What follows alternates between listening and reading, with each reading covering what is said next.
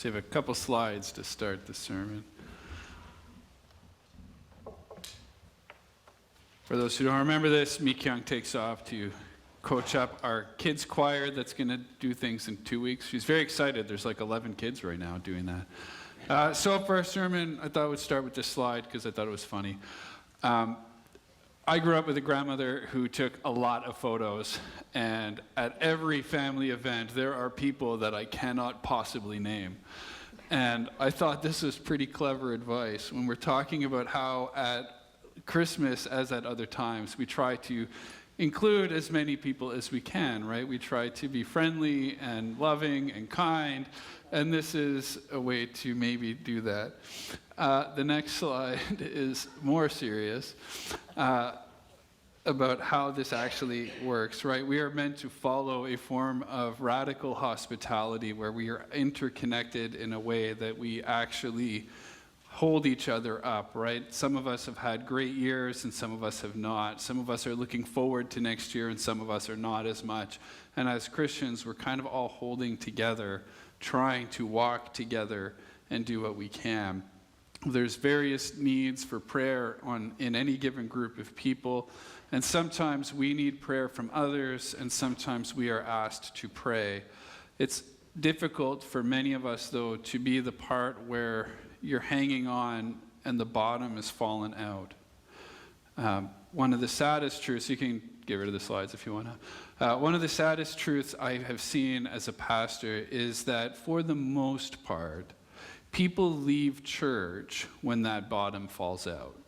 I cannot tell you how many people I have known that stop coming because something has happened in their lives. And instead of leaning into their community of faith, instead of trusting relationships they've built up over a long period of time, they give in to what I think is embarrassment for the most part. And so if you take nothing else out of this service, I would suggest that you should be encouraged to share in good times and in bad times. Listening to each other and loving each other is part of being vulnerable, but being willing to tell others when you have a need is a big deal. It's not common, but going it alone is not helpful. I have an old backpack that I got from World Vision. I used to do some work with them. And on it, it just says farther together. And it's referring to this old saying that if you want to go fast, you go alone. But if you want to go far, you go together. So we continue to walk the road of Advent. And this week we talk about companionship. The group at A Sanctified Art, as you will remember, helped us with this stuff. And this week, there's thoughts on loneliness, on friendship, and the importance of walking together. And when it comes to being a people of faith, I couldn't agree more. It really is tragic how often we refuse to do this. It's especially difficult for people in leadership. Like if you're an elder, this is particularly hard for you because you're used to being the people others turn to for help. Many of you are in that role, whether you're elders or not. And at some point, inevitably, the tide will shift, right? The table turns and you're the one looking for help, and we need to be okay with asking for it. I have no idea what the Canadian statistics are, but I'm guessing they're not that different from the United States. Surveys show in the United States of America, 1 in 2 Americans struggle with social disconnection. This leads Vivek Murthy, who's the 19th and 21st Surgeon General of the United States, to have declared an epidemic of loneliness. Loneliness, he says, not only hurts us on an individual level, but it negatively impacts society as a whole. Feelings of isolation hurt our mental and our physical health, and research shows, this is incredible, that loneliness takes the same toll on your body as smoking 15 cigarettes a day. This is the Surgeon General of America. This is not like random blog person. Can you imagine the damage we are doing to ourselves when we refuse to share with others and we just sink into embarrassment instead? Imagine the person that is broken, lonely, struggling, needing help, needing encouragement, and what do? Stay home in the dark because it's easier than telling somebody else about the struggle they face. The world is tough, and you all know it. Imagine the child that's just figuring out that the world is tough, or the teen that faces any of the innumerable challenges teens face at this point, the newly employed struggling to figure out how to deal with a schedule the likes of which they've never seen, or a boss with authority for the first time in their lives. The new parent totally sleep deprived, trying to figure out how to keep their marriage together. The elderly noticing their body and mind doesn't work the way it used to. The spouse realizing that their spouse doesn't really remember things. The addict, the gambler, the one who can't stop visiting certain websites. Whatever your trouble is, there is trouble. And we're so weakened when we decide we're just going to go alone. Real strength and courage involves inviting each other in. Not everybody, don't be stupid about it. Pick your people wisely. But find somebody, build some trust ahead of time so you have some relationships to lean into. We like to say it takes all kinds because it really does take all kinds. Find your people. Cultivating compassionate community is an antidote to a lot of what's going wrong. Community is built on depth ahead of time so that when it's needed, it's ready. You can't skate on the surface and then expect it to hold you when it gets hard. You got to engage. This is Murdy. He says, if we fail to do this, we will pay an ever-increasing price in the form of our individual and collective health and well-being, and we will continue to splinter and divide until we can no longer stand as a community or a country. The exact same thing is true of churches, right? The sad result would mean that there would be more and more people who struggle with faith and give it up altogether. Unlike the rest of the world, we know that to tackle these challenges on our own is foolish. To tackle them with God is not. One way I've seen the Holy Spirit move in our church lately is that we've been asking for a lot of people to help with our Sunday school, and we've had all kinds of people agree. And we've had people that, if I can say it politely, I never would have guessed would sign up to help with some of the kids. Some of the people who are doing this, they're making a real concerted effort to do this, and all of a sudden, instead of shrugging their shoulders, they're saying yes. And I don't know if you see it, but like the babies are lighting up when they see certain people. Like you're seeing them enough that the babies recognize you. Some of you now, when some of our kids show up, they come running in here and they jump on your pew because they know you a little bit. And they're excited in the way that only kids can be excited about you. And there's even some of you, God bless you, who are working with the teens and praying with them. Imagine. Watching this and watching people laugh together, building community, that's what we have to figure out. It's fun though. I was shoveling this morning actually, and I heard this loud banging sound, and I was like, what is going on? And I couldn't figure out. And there's a little girl, she's like literally straight across from my unit, and she's like maybe 2, and she's just wailing on her window trying to get my attention. And then I looked at her, and she just jumped and starts laughing. Like she just thought this was the greatest thing ever, that she's trying to get her parents to come. And anyway, it was fun, right? Kids will interact with you in a way. And so it's lovely to see some of this happening. This guy, Robert Putnam, he writes about relationships, and he talks about 2 kinds of relationships. There are bonding relationships. That's where there's a connection between 2 people that have a lot in common already. This is the majority of relationships. The other type, the type we need as a society, is a bridging relationship. That's where the connection is made between 2 people who would not ordinarily spend time together. And that happens at churches when we're at our best. One of the greatest signs of our communal life together, that it's moving in a godly direction, is when we start to see these interactions happening more and more, and we have been seeing them. It's always been a gift at Westminster. You have been very good at including people and engaging people. But we seem to be moving forward a bit in that, and that's really encouraging. One of life's essential lessons is that we are not meant to go alone.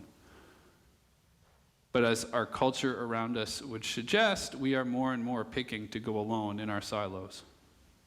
So all of that as a preamble gets you to Ruth. Ruth lives in a culture with norms and expectations and rules, especially if you're a woman. She could follow them. She should go home to her family of origin after her husband has died. That's the rule. That's the way forward. Nobody's going to take care of her. Instead, she commits herself to her mother-in-law, Naomi, who is a widowed woman and has no ability to protect her, care for her, or provide for her. That is hard for Ruth to choose, and it's weird. But it's what she does.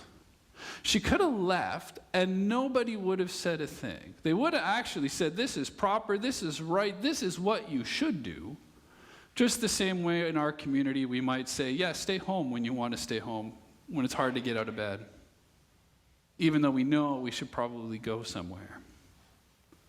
Naomi and Ruth, they put together this new covenant. They're like a new type of family. In the face of everything that could pull them apart, they set the intention to stay together instead. It's not the easy decision, but it's the powerful one. It's the godly one.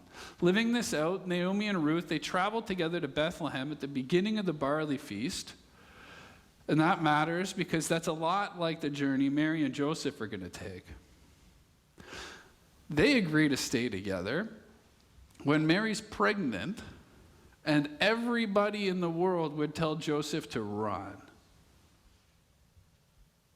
It's another couple staying together despite the world that would have them pulled apart.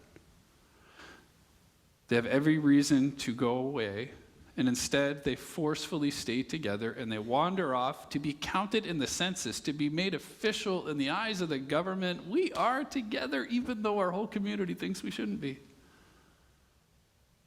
Ruth and Naomi, Mary and Joseph, they're unconventional pairs. If God can bring unlikely people together in trying times, people who don't know what the future holds or what's going to come next, people who are simply trying to do the next right thing as they believe God is calling them to do, then I suspect he could form us into a community of real faith and relationship. He already brought all of you together. You didn't come here randomly. This isn't like you thought you were going to be at Cora's having Eggs Benedict this morning. You came here on purpose. God brought you here. We're a church for good times and a church for not so good times. On any given Sunday, you are a mixture of people who are experiencing both good times, bad times, and literally everything in between. The journeys of Ruth and Naomi, of Mary and Joseph, they include getting uncomfortable, tired, and facing uncertainty. If they had waited for the outcome to be known, to be guaranteed, they would not have got going in the first place. I have no idea what journey you are meant to be on. I don't know quite what journey we as a community are meant to be on. And I surely don't know how it's going to work out. But I know that we are meant to journey together, and that we are called to trust in a triune God who pulls us together and has seen his church move forward for thousands of years. Chris Burton reflects on this. It's a steadfast hope in Ruth, he says. And he says, despite the difficulty and the tragedy, there is so much for us to learn from Ruth when difficulty arises at our doorstep. We may think it is time to go it alone or let relationships atrophy into mere formalities. But hope says, hold on. Hope says, compel us into unfamiliar places where our social standing falls precipitously. But let us remember that God is still writing our story, a story where our hope will encounter God's faithfulness. We are not meant to go alone. In the most human sense, we are to have friendships, families.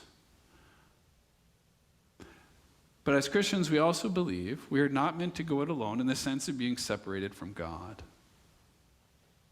At Christmas, we celebrate God coming down, Emmanuel, God with us, the end of the separation. It's a season of flickering candles, twinkling lights, and those shine in the darkness of loneliness, grief, fear.